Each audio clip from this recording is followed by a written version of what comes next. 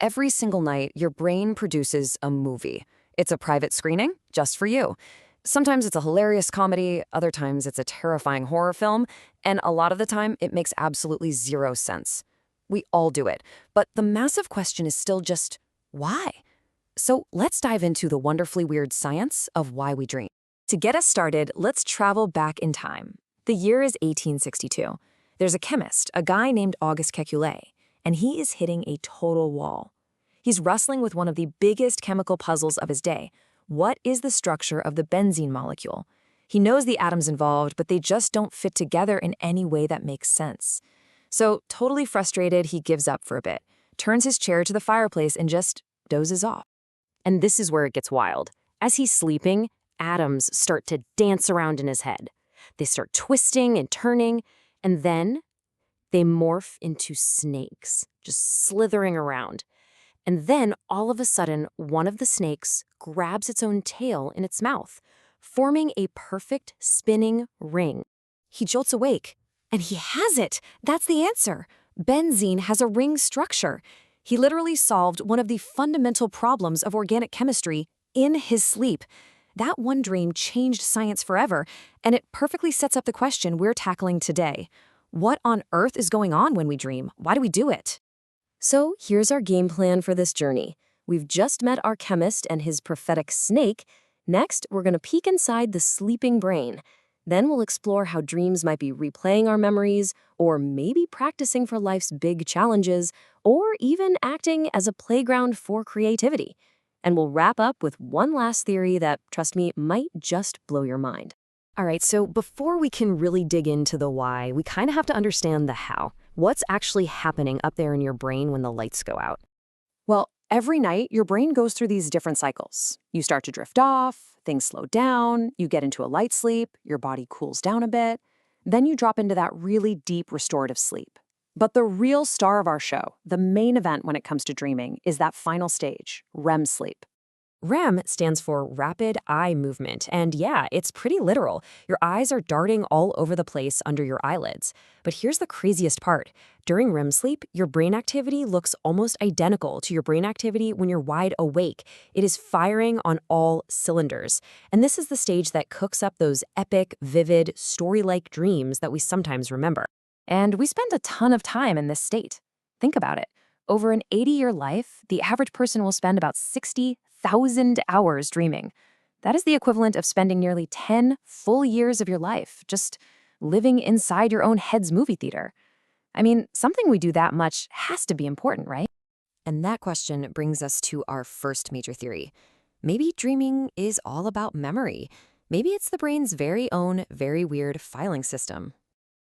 For a long time, thinkers like Freud and Jung thought dreams were these secret coded messages from our subconscious. That if you could just decode them, you'd find all your hidden desires. But modern science has kind of shifted its focus. Now, we tend to see dreams as a fundamental biological function, something with real, practical benefits for our minds and bodies. And that leads us to memory consolidation. The idea is simple. During the day, your brain is just a sponge, soaking up a fire hose of information. Then, at night, your dreaming brain gets to work. It's like a night shift manager, sorting through everything, deciding what's important enough to keep and file away in long-term memory, and what's just junk that can be thrown out. And the evidence for this is actually pretty cool. In one study, people played a skiing video game for a while, and sure enough, they started dreaming about skiing. And in a really famous experiment, after people played the game Tetris for hours on end, they reported seeing those little falling blocks in their minds as they were falling asleep. It's like their brains were literally replaying the game to get better at it. Okay, but what if dreams aren't just for filing away the past? What if they're actually for rehearsing the future? This brings us to another really popular idea. Dreaming is like your own personal rehearsal studio. This is what's known as the threat simulation theory. And from an evolutionary point of view, it makes a ton of sense. I mean, our ancestors faced truly life-threatening situations all the time. So dreams could have been this perfect, safe, virtual reality simulator to practice your fight-or-flight responses. You get to rehearse for danger without any of the, actual danger. But hey, threats aren't always a predator jumping out of the bushes.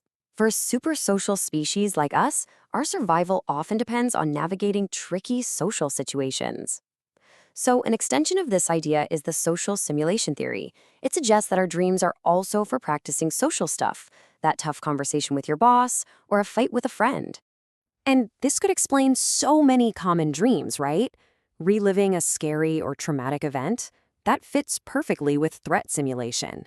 Dreams about arguing or going on a date, or even that classic anxiety dream where you show up to school and realize you're not wearing pants, that could all just be your brain running social simulations.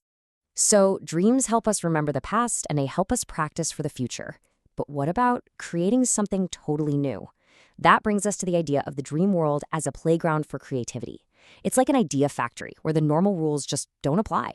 The novelist John Steinbeck just nailed this idea. He said, "A problem difficult at night is resolved in the morning after the committee of sleep has worked on it." And that's because when we dream, our brains are basically untethered from logic. The part of your brain that says, "that doesn't make sense," is quiet, which lets you make these bizarre creative leaps you'd never make when you're awake. And history is just full of these incredible aha moments born from dreams. We already talked about Kekule and benzene, but there's also Mary Shelley, who dreamt up the entire concept for Frankenstein. Paul McCartney literally woke up with the whole melody for the song Yesterday in his head. And Salvador Dali's famous Milton clocks, yeah, totally inspired by his dream images. So we've got memory, we've got practice, we've got creativity. Those are some heavy hitters. But what if the original reason we started dreaming was even more fundamental? Something tied to the simple rotation of our planet from day to night. All right, stick with me here because this one is fascinating. It's called the visual cortex theory.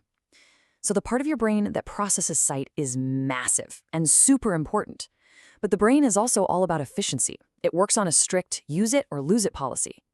During the long hours of darkness every night, our visual system is basically offline. This theory suggests that dreams, these intensely visual internal movies, evolved to keep that part of the brain busy, just to make sure other senses didn't try to take over that prime neural real estate. So after all of this, what is the one true purpose of dreaming? Well, maybe that's the wrong question to ask. It's probably not a choice between memory or survival or creativity. It's much more likely that dreaming is a multi-tool. It might have started for one simple reason, like protecting our vision, but over millions of years, evolution has adapted it to help us learn, prepare, create, and process our world in countless ways. It's truly one of the great remaining mysteries of science. So the next time you wake up from some bizarre, wonderful, or terrifying dream, just take a second. After everything we've talked about, what do you think is the purpose of that little movie your brain plays for you every single night?